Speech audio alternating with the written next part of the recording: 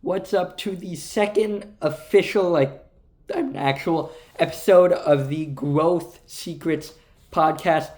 Last episode was a bit heavy, so I am absolutely sorry about that, but it is a story that I really wanted to share, especially with my experiences today. So, with this episode, I want to switch things up just a little bit. I want to teach you guys, or talk to you guys about how I landed my TED Talk and how you guys can do the same thing. Now, I have to warn you, not everyone here listening to this can do a TED Talk. I'm going to be straight up. The reason I say that is because most people don't know how to tell a compelling story. And even if you do, you don't know how to put a message into it. Now, I'm not saying all of you. There are a select few of you who I believe absolutely can do it. And I think every single person should have the opportunity to do a TEDx talk or a TED talk. However, not everyone will, because life is unfair. And that is okay. If you listen to the last episode, there was a guy who I called Jack, who had died at younger than 18, even though he was one of the greatest guys that many of my peers knew. That is unfair, and absolutely so. But life is life, and it is okay to grieve. It is okay to complain about it. But what are the actions that you are going to take afterwards that prevents the complaining and prevents the thoughts, or prevents you from taking action due to the thoughts and the complaining? Basically, how can we ensure that you do shit despite what happens in your life? Now, of course, death is a whole nother topic, which I don't want to get into right now, and it's not because I'm not comfortable, it's just not what I want to post online. But with that, let me tell you about how I got my TED Talk and how you guys can do the exact same thing. So, the reason why you want to do a TED Talk, to build up credibility. Nowadays, in this economy, the number one asset that anyone can have is their education. And second to their education is their credibility. Because if you have the education and you have the credibility, people will believe you no matter what. Now, you might say, oh, well, if you have credibility, then you don't need education. False. You need education first in order to get credible, because if you just try to be credible, people will see that you don't have the education. And on top of that, if you only have credibility, we don't know what the credibility is for unless you have the education. Now, I am no doctoral degree expert on how to make $1 billion business. I'm not a doctorate in psychology. I'm not a doctorate in leadership management skills. That's not what I am. What I am, though, is I'm a military kid. I've spoken to over 50,000 people. I've spoken on stages. I've been a keynote speaker. I'm starting to get paid on keynote speeches. I've done workshops. I've hosted events. I've planned things. I'm an event planner, and I've done so many different experiences that I believe it is unreasonable for me to not have the experience and the education through the experiences to be able to share with you the knowledge that I have. And that is why I'm doing this podcast now, and that's why I'm doing interviews and all that kind of stuff, to build up the credibility, because I already have the experiences and the education. So I'm going to teach you how to get the experiences so that way you can get the credibility, and which one way is through the TED Talk. So, you first want to pick what is something that you want to speak about that is relevant to you, relevant to other people, and can provide a powerful message that you can give a story on. For me, it was the fact that I was a military kid and the fact that life is fucking hard. That was my TED Talk. And the thing that I wanted to point out was that, yes, there's hardships, but look at what you can do despite the hardships. That's what resilience is. And the second part of that is to build a personal brand, to build up credibility. You need to talk about your story. You need to talk about your struggles. And you need to talk about the things that you actually care about. For me, communication is key. Leadership is key. Personal branding is key, and taking action is key. Those are the 4 concepts right now that I want to share, because that's what got me to where I am today, and what I believe can get you all to where you all want to be. Like, it's not hard. It's all simple. It's just hard. It's not complicated. It's hard. So, how do you do a TEDx talk? First thing, you go to the TEDx website. Then you can find a map there of all the TEDx events that are happening in either your area or around the world. And then you legitimately go in, figure out all the places near you that you qualify for, and you just, application after application after application after application after application, and you need to tell a compelling fucking story. You need to tell them why they should pick you, why it's a mistake to not pick you. And don't say it like, oh, well, if you don't pick me, then you're going to miss out on all of this. No, don't do that. Tell them why you are worth picking. Put it in their mind that they need to pick you. Don't just tell them that. Put it in their mind. I can go through my entire application, but I feel like it's a little redundant and also I don't want you guys copying me, but in the application process, the thing that got me to my TED Talk was my story and my credibility through experience. They asked, why are you the subject matter expert on personal branding, on communication, and on leadership? Because that's what I applied for. Do you know what I put? I put the fact that I'm a military kid. So I've had to move every couple years. So I've needed to learn how to communicate and quickly show them what my brand is and have them believe in my brand. I'm a military kid. I'm an event planner. I've done keynotes. I've done workshops. I've led classrooms. I've taught. That's leadership. I've inspired others. That's also leadership. I'm a published author. That's leadership and taking action, which also leads to personal branding. Personal branding is the communication and leadership aspect done repetitively so many times with so many big projects that it is unreasonable to believe that I cannot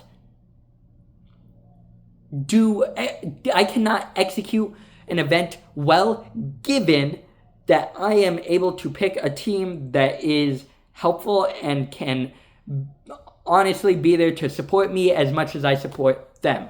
That's the only caveat. The reason I say that is I also talked about some of my struggles. I've talked about how I've had to help several people through suicide, because that is something that they've had struggled with, that I had to help them through, and still am helping some people through. Another one is the fact that I blew up on the orchestra. If you take a look at last podcast, I talked about that a little bit. I'm going to talk about it on another podcast uploaded later today. So, keep in touch. But with that, after going through the application and be honest, okay? The way I like to see it is do resume talk.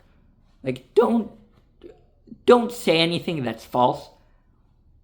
But also, it's okay to hype yourself up a little bit.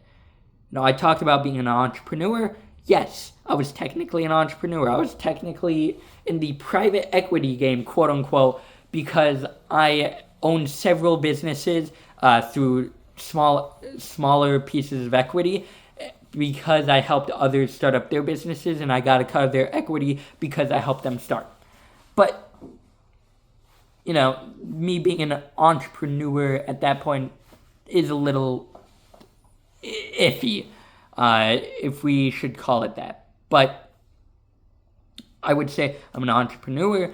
I'm a published author with hundreds of copies sold. Realistically, what I should have put was hundreds of people read it. But, I wasn't technically wrong. It was free and hundreds of people did read my book. And with that being said, the next step, going through the application and submitting it, you should absolutely contact the TEDx organizers and ask them throughout the application process of how to make a better application. That way you not only build a more personal connection with them, which means that they want you on there, but also it's just good because then you get to know what to put down, what not to put down. And by the way, for those of you who are listening in 2025 within the April to May to June range, please, for the love of all TEDx, do not speak on AI. Everyone wants to speak on AI. There's a reason why, there are so many people that my director for the TEDx event, she denied so many people because they only wanted to talk about AI. Our theme was tides of change, which just means like an ocean, there is change through tides. So how can we ride the tides in order to change, especially when it comes to the youth? That was our prompt.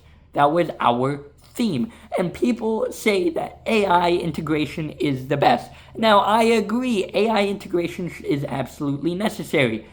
Everyone knows it. It's a cookie cutter subject. The way I like to look at it is if the greatest shortcut or the greatest way to do something is not through the shortcuts because everyone's already doing the shortcuts, which means it is still the long term. If you are to put on shoes, the hardest thing to do is to just stuff your laces in your shoe so that way it doesn't come out. And every time it does, you just stuff it back in until someone learned how to tie a bow tie or bunny tie, whatever it's called, onto the shoe. Great. Well, then it becomes untied. Well, how do we prevent that? Well, we tie a knot. And now everyone ties knots. It's the same thing with AI. At the beginning, yes, AI was absolutely crucial. If we were to talk about this in 2018, yes, this would be an amazing TED Talk. 2020 comes around, still pretty good. I believe it was 2022 or 2023 when ChatGPT came out. It was an okay time. 2024, 2025, and from now on, AI is essential in every business. AI is essential in almost every single job and almost every single opportunity, especially to the companies that are innovative and who are scaling faster than ever. AI is necessary and it is no longer the shortcut. It is part of the way. Can you do it without AI? Yes. Is it harder? Yes. It's like saying, oh, well, the best way to publish a book is by writing a book. Well, great, you type the entire thing out. Oh, well, that's the shortcut way. Why don't we write it out by hand and then give it to a publisher and then have them hand print everything? Because that's what it was. But I want to show you guys that asking them is not a sin. And AI should not be talked about because everyone uses it. Now, off that tangent of AI into the rest, which is honestly pretty easy. More than likely, if you apply to 10 or 20 of them, which may seem like a lot, it's a day's worth of work for another day, which is just at most a 20-minute speech that carries you for the rest of your life. Or it can if you allow it to. And if you pick a good enough topic, and if you tell a compelling story. But that's the next step. After you get accepted, you need to write your story in a way to where it is compelling and it teaches other people and adds shock value while also being educational. Because no one watches a TED Talk just to be entertained. They want to learn something. Business owners, CEOs, managers watch TED Talks because they want to learn. If you want to impress someone, if you want to get ahead in your career, you do a TED Talk, then you put it on your resume so that way future employers or future clients, if you want to be a business owner, can see who you are and see what your values are and see that you are worth something.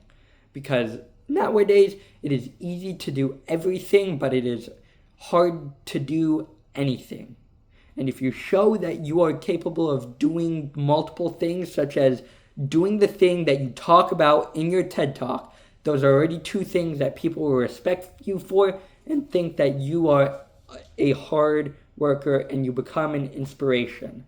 For me, I have a guy whose family lives in Yemen who says that I've inspired his entire family to write a book just because I published mine last year. And that was before the TED Talk. And I'm pretty sure he just recently found the TED Talk and listened to it. And when it comes to all my peers around me, I've had so many comments being like, you are such an inspiration because you are doing things that we never thought was possible for a kid. They never imagined me doing a TED Talk.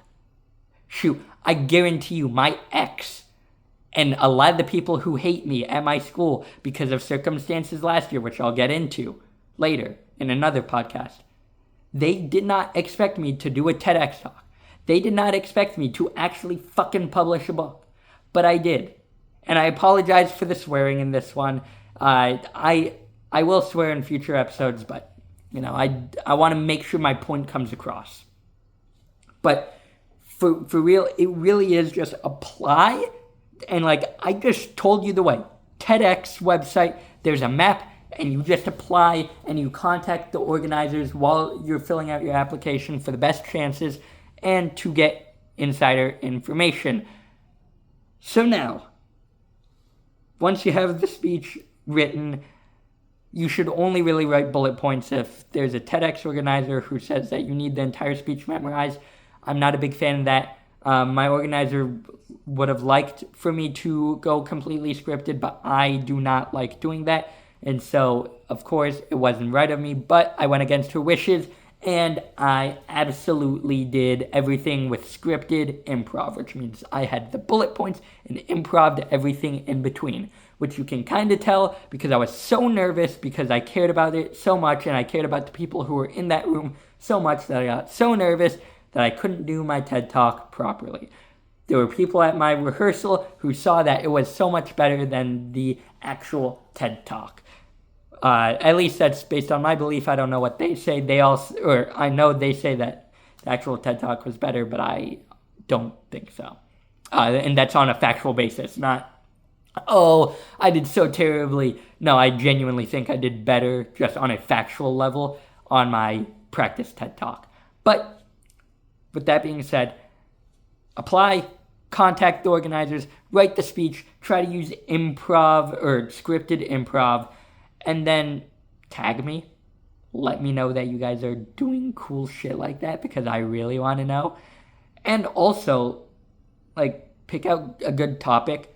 And even if you don't want to do just a TED Talk, just do cool stuff. And I guarantee you, doors will open up that you never thought would have opened up before.